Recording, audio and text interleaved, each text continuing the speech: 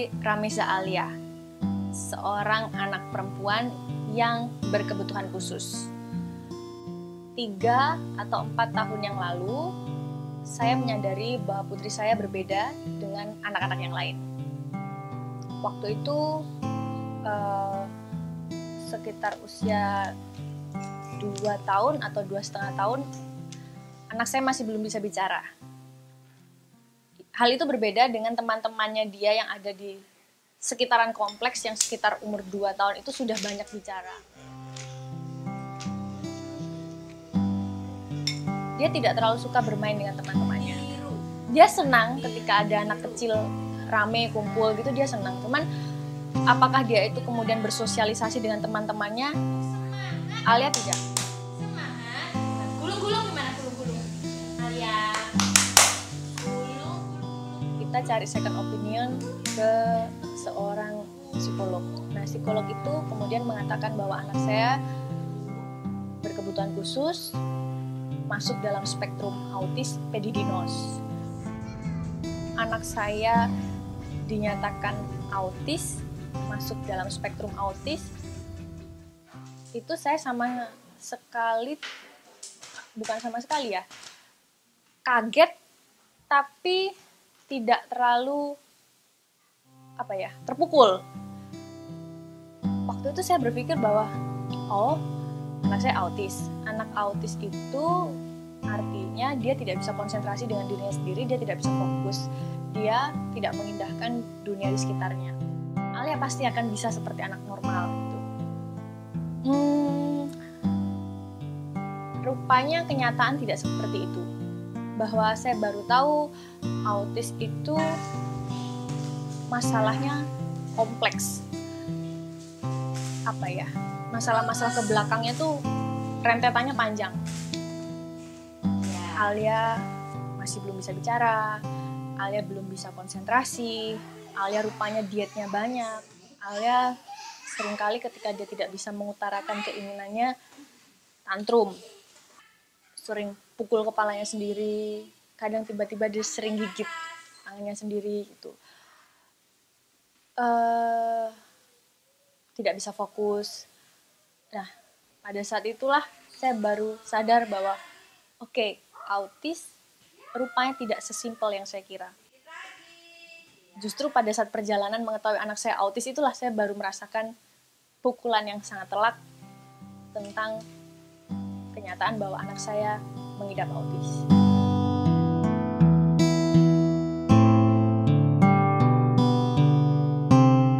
Masa terpuruk saya ketika mengetahui bahwa anak saya berkebutuhan khusus adalah ketika saya membandingkan dengan anak-anak seusianya. Saya sering ketemu anak seumuran Alia gitu, kadang anak teman dibawa ke kantor gitu. Dia sudah sibuk dengan internet, cari Barbie, cari princess, cari apa gitu. Terus cerewet sama mamanya. Itu tuh saya kayak orang sensitif gitu, tiba-tiba langsung tes, nangis gitu. Ya beberapa teman kadang, ayo kamu yang kuat dong, kamu yang kuat gitu. Tapi saya pikir tidak bisa dihindari, sekuat apapun orang tua yang anaknya berkebutuhan khusus pasti ada satu fase dia akan melihat anak lain. Yang satunya ya, saya. Yang satunya itu bisa terus ke belakang. Ada beberapa orang terdekat bahkan menyatakan Alia itu apa nggak sebaiknya masuk SLB. Atau kadang kita ke mall terus ada orang tua tiba-tiba Alia lah saking senengnya dia guling-guling di lantai gitu loh. Saya berusaha kuat, saya nggak ngerasa kayak maaf pak, enggak gitu. Tapi saya pikir ya sudah apa gitu. Ini anak saya gitu. Jadi nggak mungkin saya kemudian terus jadi minder terus saya kayak rikuh gitu, nggak. Ya apapun itu anak saya. Itu feeling orang tua tuh pasti roller coaster. Kadang bisa tinggi, kadang bisa sangat semangat. Yes, anak saya bisa. Wah, kadang kita kalau ketemu anak autis gitu ya, yang lain, yang berhasil jadi musisi, saya pasti gini, yes, Alia pasti besok bisa kayak gitu. Pasti Alia nggak kalah.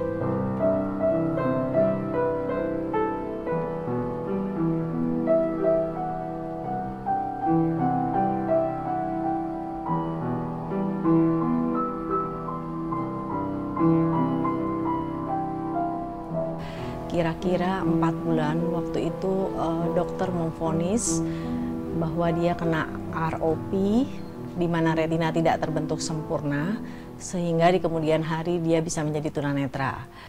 Kira-kira umur 2 tahun, saya tidak pernah mendengar dia bicara. Dia diam, tenang anaknya, jarang nangis. Waktu itu saya cuma mereka-reka saja apa dia autis atau tidak. Tapi di usia 3 tahun, dari 2 tahun ke 3 tahun, dia juga tetap tidak bicara.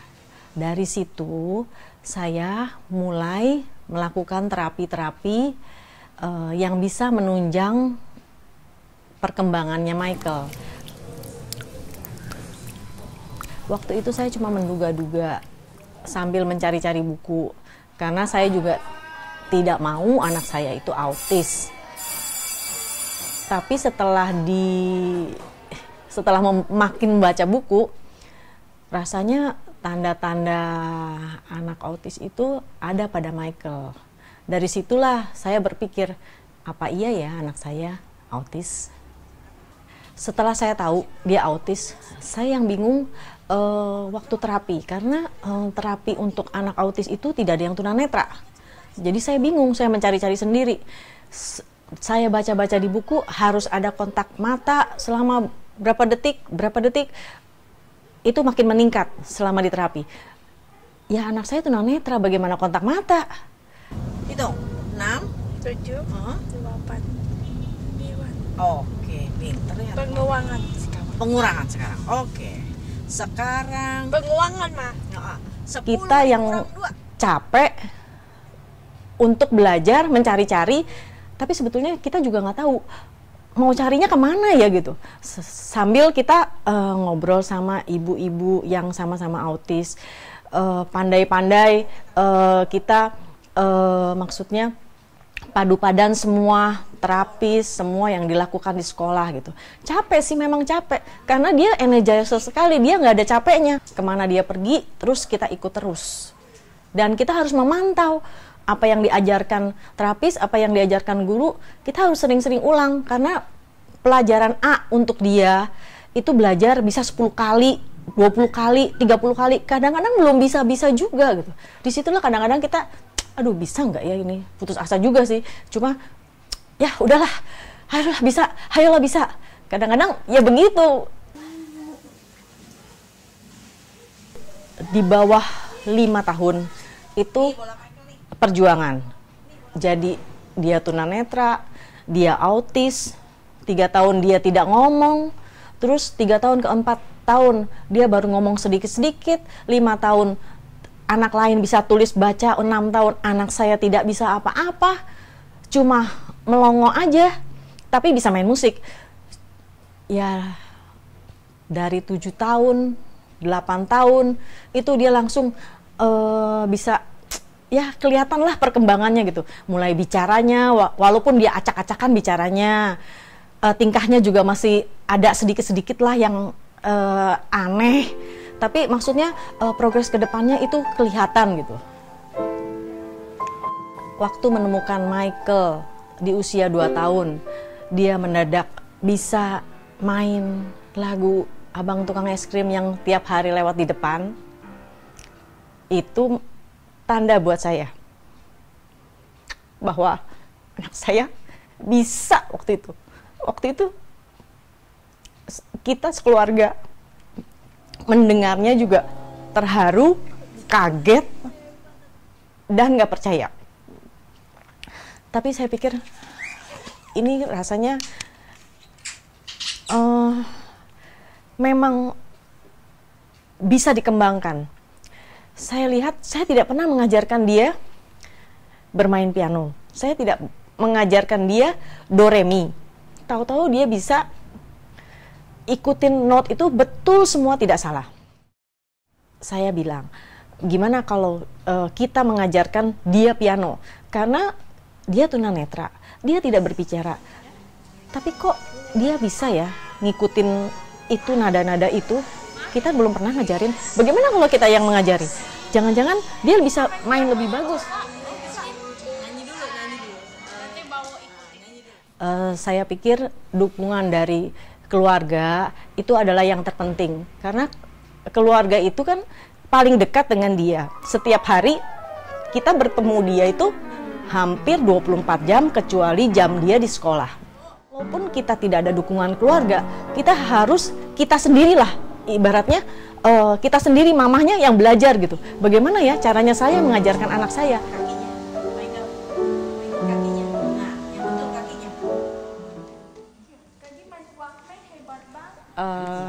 Suatu saat kalau kita sudah tua, nanti kita akan meninggal. Mama juga meninggal, papa juga meninggal, Michael juga nanti bisa meninggal. Tapi mama itu lebih tua daripada Michael. Berarti mama duluan. Setelah ditinggal mama, Michael mungkin sendiri bisa, kalau bisa sendiri. Kalau Michael tidak bisa sendiri, Michael harus minta tolong pada saudara, pada teman, pada siapa saja yang Michael temu.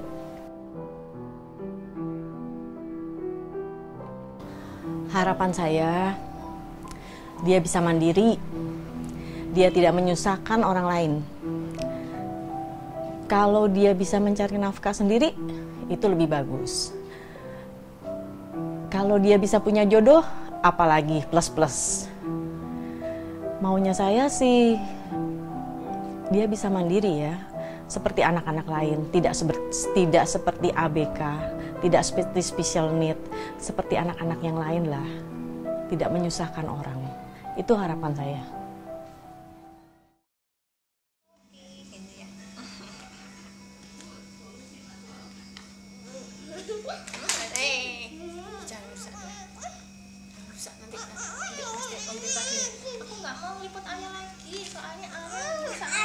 Kita percaya gini, Tuhan itu katanya kan tidak akan menguji umatnya di luar kemampuannya kan. Ya rupanya yang memanage itu ya saya sendiri dengan Alia gitu loh, untuk mempercayai hal itu.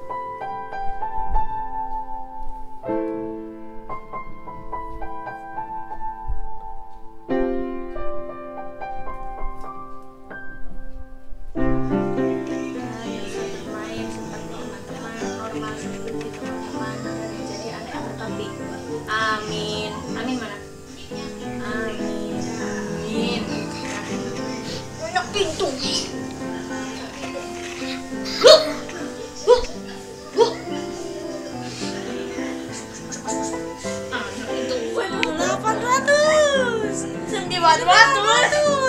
Aduh, 1.000 ternyata.